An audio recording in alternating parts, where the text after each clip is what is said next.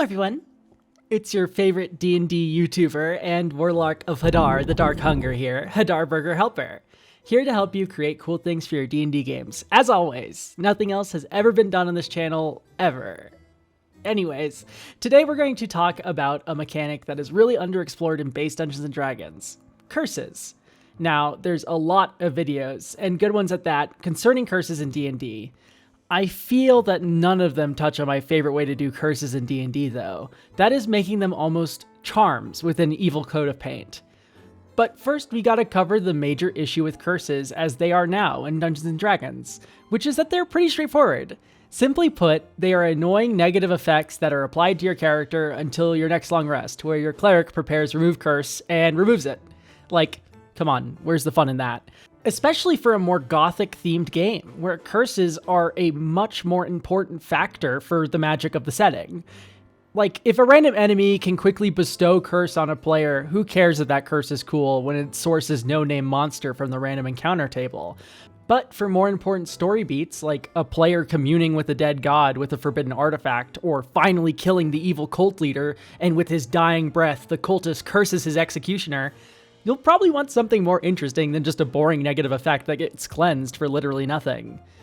This issue with curses also extends to cursed magic items as well. Most cursed items in D&D are just practically unusable. Who cares about this interesting berserker axe that increases your health and does extra damage when every time I get hit there's a solid chance I go berserk and get forced to kill my whole party?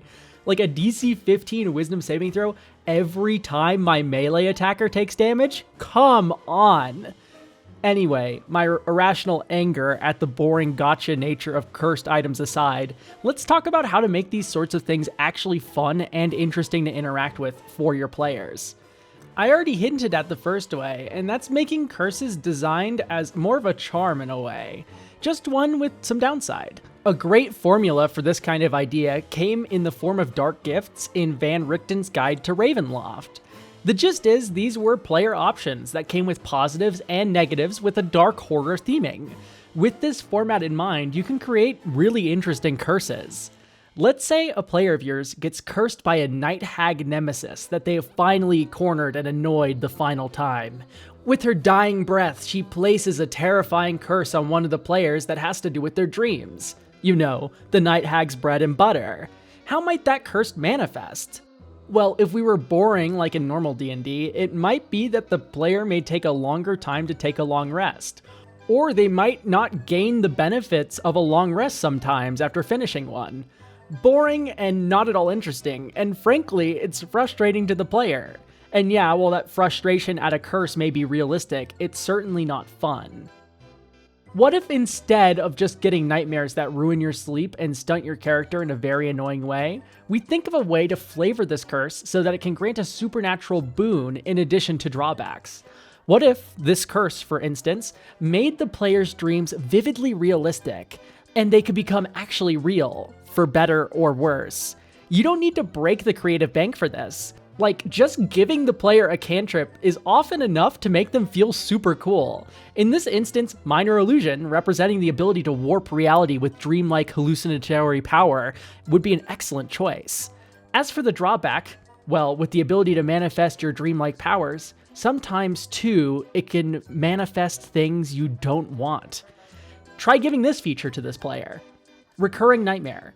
Whenever you take a long rest, there's a 5% chance that your mind unwillingly falls into a terrible nightmare realm. When this happens, you dream up a horrible monster that interrupts your rest by slipping into your reality. The monster takes the form of a creature of the DM's choice that is hostile to you and your companions. This chance increases cumulatively by 5% for each long rest you finish without experiencing this nightmare. This drawback maybe took a couple minutes of brainstorming to come up with, but the key point of it is that it doesn't inhibit the player's ability to play the game to a detrimental degree, and it doesn't remove their agency. But it is threatening, and it gives you, the DM, a hook to grab onto to create an interesting combat or story moment. Like, what if the cursed player had a secret fear of spiders? Well, here's a great way to expose the party to that by summoning a giant spider or two for them to fight. Its vagueness also gives you a safety valve for if the player had a rough adventuring day. Maybe the nightmare was about getting eaten by giant frogs or something, a monster that is kind of a pushover, even for your low HP party to deal with. Now, some of you might be thinking, well, if I had that free cantrip, it'd be worth the cost of that ability. It's hardly a curse. Talk about player coddling. Well, if you feel your players aren't taking the curse seriously, what's stopping you from giving your players some information by way of NPC or what have you that eventually, someday, that player will have one of those nightmares about the night hag nemesis that cursed them, causing her to be reborn more stronger and terrifying than she's ever been. Suddenly, that curse has become a drama lever you can pull as a DM, and that player also gets to have fun with. It's legitimately a win-win. Maybe when they finally do remove that curse too, they get to keep the minor illusion part as a reward. Maybe you even upgrade it when the curse is lifted, allowing them to cast major image once per day, in addition to the minor illusion at will. Talking about breaking curses, we also have to admit that just the good old casting remove curse is hardly a dramatic way of resolving all the stuff that we've come up with now. I mean, it's probably in our best interest not to invalidate the spell remove curse completely. Maybe it's still part of the formula. But maybe the curse is so strong that it requires a few steps to weaken it before remove curse can work. In this case, the world is your oyster. Finding information needed to combat a night hag curse is a quest in and of itself, like raiding the ruined tower of an evil conjurer that specialized in fiendish magic. And thereafter, actually grabbing yourself a soul grub from Gehenna or whatever you need for the ritual to break the curse is a whole different major undertaking. That is a lot of adventuring, but keep in mind, you don't need to pull the night hag will return from your dreams lever until you feel the need to. Maybe the players already want to get rid of the curse, in which case you may never need to pull that lever at all.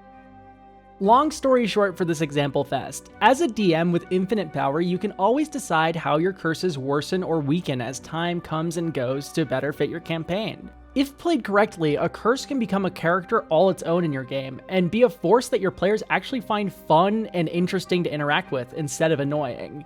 The best rule of thumb, in my opinion, is to make it so your players always have fun interacting with and finding the limits of your curses, but the player characters have plenty of reason to be annoyed by it. It's a role-playing game after all. The players can have fun with the mechanics of the curse, while their characters have the exact opposite opinion of the situation. This win-win logic also extends, of course, to cursed items. A cursed item should probably have some sort of innate use case that isn't that bad. It's a +1 dagger, for instance. That's already pretty nice. But player, don't you want to attack with advantage? With a bonus 2d6 damage? Well, of course you do. This Hobgoblin War Leader has high AC and is about to attack your cleric. And scene. This is the Entropic Dagger, a cursed weapon that acts normally until you decide to borrow some luck from your future self. You can simply decide for your attack to have advantage and do some extra damage. The cost? The dagger loses that property until the DM decides to give you disadvantage on a future d20 roll, attack, skill check, saving throw, whatever. Giving cursed items a floor with higher ceilings that can be reached for a cost is always engaging and super interesting. Even if the dagger isn't frequently used, giving it a personality of its own by minorly affecting the player in roleplay is a fun way to remind them that they are very much under the influence of a cursed object. An example that would fit well in this case would be just making the player supernaturally unlucky. Nothing that meaningfully impacts them mechanically, but I promise you they'll definitely remember those moments where they're about to sign a paper and the pen breaks and spilled ink all over the page, or when they failed a stealth check and you choose to flavor it as them tripping over something, but when they turn to look, nothing is there. But every single time something like this happens, they can feel that cheeky cursed dagger hum on their tool belt. Well, that just about does it for my favorite ways to make interesting curses in my D&D games. Hopefully you got inspired to make some of your own to inflict upon your players, and you felt like this was a fun take on them that you haven't heard before.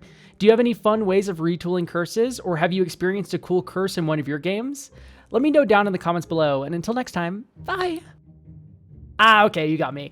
I don't know when or if I'll ever get a chance to do this again, so let me run some more funny curse ideas you can inflict upon your players, or maybe yourself at character creation with DM approval. Keeping in mind the bad luck theme, what about a curse with the following feature? Turn Fate. When a creature within 5 feet of you that you can see takes damage from a source that didn't also damage you, you can use a reaction to manipulate your ill luck to aid it. You describe a way that you somehow became unlucky enough to take that damage instead. Your version of events becomes true, and you take all the damage from that source instead of the original target. Once you use this trait, you can't use it again until you finish a short or long rest. Now, what's the downside to this one? It seems like all upside. Well, what if we paired it with this feature? Unlucky. A creature attacking you scores a critical hit on a roll of 19 or 20. This feature extends itself to a roll of 18 as well if you don't have the use of your turn fate feature. Once you suffer a critical hit that was aided by this feature becomes inert until you finish your next long rest, or until you use your turn fate feature. I like the idea of a curse with a drawback that is worsened by using the feature. The next curse I have here for you is a perfect example of this. I like to call it flickering. And it can result from all sorts of magical accidents, like teleportation, a curse that is slowly erasing your existence, some time travel mishap, a fiendish entity trying to drag your soul down to the hells, a magical banishment that ended prematurely but at a cost, or your own death but you managed to escape the afterlife. Basically any reason that may cause you to become out of sync with reality. The first feature is Ephemerate. You can cast Blink with this trait, requiring no spell slot or components. You must finish a long rest before you can cast it this way again.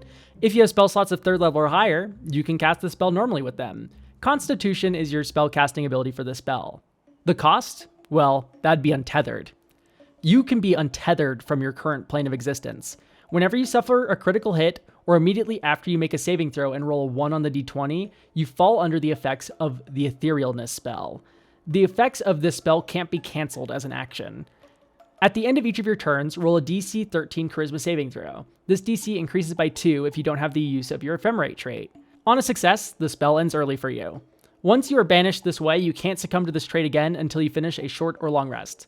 Basically, you can still spectate, cast self spells, drink potions, and also move to an even better position than walking can grant you with the help of the limited levitation that Etherealness grants, as well as being able to walk through walls.